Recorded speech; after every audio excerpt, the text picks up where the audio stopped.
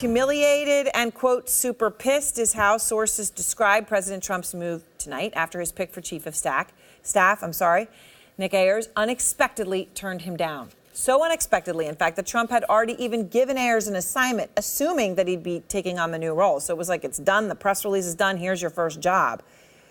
So now we are learning Trump's list is vast for possible chief of staff. He's starting from scratch, as he's increasingly anxious about his political future. Out front now, Caitlin Collins. And Caitlin, you're reporting, look, Trump was already asking Ayers to look into political issues, and here we are.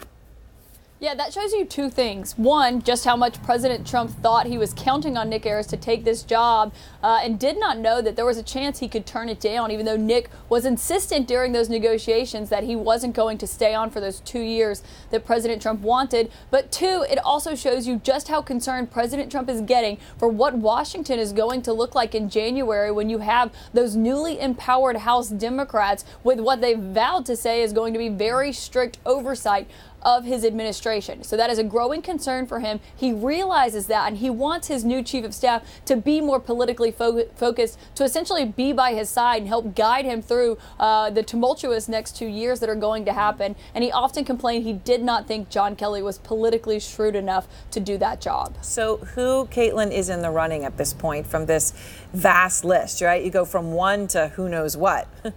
It's a big list, and people are all over the place, and some of them are names that have been brought up in the past. But you've got to look at the fact that this list is just roughly 24 hours old because President Trump didn't have a backup. He thought Nick Ayers was going to agree to that timing, and now he's essentially starting from square one with this list. But there are a few names that seem to have risen to the top. One of them is the U.S. Trade Rep Robert Lighthizer, who, when he was asked about taking this job yesterday, essentially said he's got a pretty tough job now negotiating those talks with China, and he's happy with where he is. But also Congressman Mark Meadows, who just said in a Fox News interview that he had not set up any kind of interview with President Trump, though he would be honored to take the job if he's on the list. But also the Treasury Secretary, Steven Mnuchin, is also a name that's been floated among several others. But of course, White House officials are saying this list is fluid. It could change certainly over the next 3 weeks, but they do realize they've only got 3 weeks left with John Kelly, who was in his office today on this job, and they know that the clock is ticking, Aaron. All right. Thank you very much, Caitlin. I want to go now to Paul Begala, former White House counselor to President Clinton, and Scott Jennings,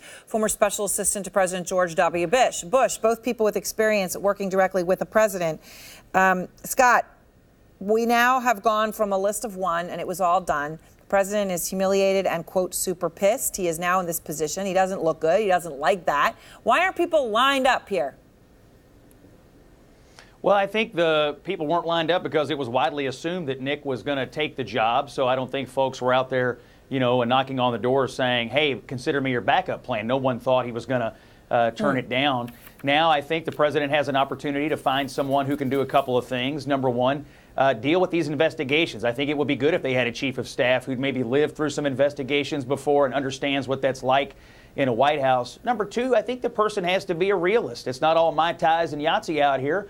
They have to understand the challenges. They have to understand the things they can change and the things they can't. And they also need to not be cynical. They need to have a glass half full view of the world and understand it's a high honor to serve in a White House. And it's not about So you think there's going to be a line now, Scott? And the president. You think there's going to be a line? I think there are going to be people who want the job. I don't think they're all going to be qualified.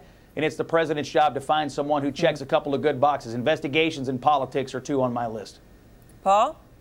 It's kind of like, I'm sure there was a line to be King Henry VIII's sixth wife, but it didn't work out very well for any of them.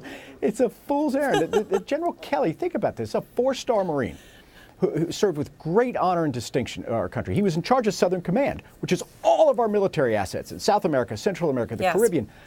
Donald Trump wouldn't even let him run 16 acres there on Pennsylvania Avenue. The problem here is Trump, not the staff or the chief of staff. And many good people are not going to want to take that job because the president's impossible. He doesn't really want a chief of staff. Maybe he should just do away with the job. But that's the problem here is the fish rots from the head down. My honest advice to him, seriously, is Nick Ayers would have been the wrong pick anyway, sir. He's a campaign guy like me, like Jennings. The campaign doesn't start till 2020. The best way for Trump to be reelected in 2020 is for him to get a lot of stuff done in 2019. So I would urge him actually to hire a former member of Congress or a current one. I think Meadows is probably too disliked by the Republicans, much less the Democrats. But Pete King from New York, Kay Bailey Hutchison, a former senator from my state of Texas. These are people respected in my party and deeply admired in the Republican Party who know the Hill. Take it? If he gets stuff done, he could get reelected. So, Scott, I mean, the big question is, though, if he gets stuff done, and I think you alluded to this, Scott, how's he? Look, he's got to deal with possible impeachment proceedings, and the likelihood of that is growing by the day, right? So he's got somebody who's going to have to deal with impeachment. Someone who's to deal with a trade deal with China and the market going down 1,000 points on any given day, and who knows what the heck's going on with all of that, right? He's got a lot of problems. Yeah, they have a lot of challenges. And I think if you take this job, you have to be clear with the president up front. Like, I'm not a magic wand. I can't sprinkle magic dust on all of this and make it all go away. I can give you good advice. As Paul said, maybe someone who can deal with the Hill a little bit. I can talk to those guys and give you the best view of what you can and cannot do. I don't have as rosy an outlook on what is possible this year as Paul does. I think very little is possible given the investigatory environment. Yeah. But I do think they can give it a good faith effort. And if the White House gives a good faith effort to trying to get things done, maybe they look like the bigger people here if the Democrats overreach on investigations. A chief of staff can help you manage all that if you let them. So here's the thing. We talk about this White House being in chaos, which it has often been and may be in some sort of constant state of. However, Paul, I bring you back to a tweet. We should call it a Trump maybe now, but a tweet from Donald Trump, 2012. 3 chiefs of staff in less than 3 years of being president. Part of the reason why Barack Obama can't manage to pass his agenda.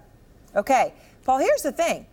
Obama did have 3 chiefs of staff in his first term, and in that he's the same as Trump, in which case you could say Obama's White House was full of chaos. So maybe people who are picking on Trump for this situation are being too harsh. It's entirely possible. I'm always too harsh on our president. Honestly, I am. I just can't stand him. I just don't think it's comparable, though. He's also about to have his 3rd attorney general. He's already had 2 secretaries of state. He's had 3 national security advisors. Yeah. Right, so I think the chaos here is unique. It's a fair point that sometimes people like me are too rough on him. And honestly, he's my president. I do want him to succeed, but golly, he is his own worst enemy. Scott, final word. You know, I think they're going to find somebody good. I think that there's going to be a good list to choose from. They don't have to make a hasty decision here. As Paul pointed out, the president may operate for some time without a chief of staff. At the end of the day, the biggest issues facing him, the investigatory paralysis and getting the economy on track for his re-election campaign, the chief has to be fully focused on those 2 issues.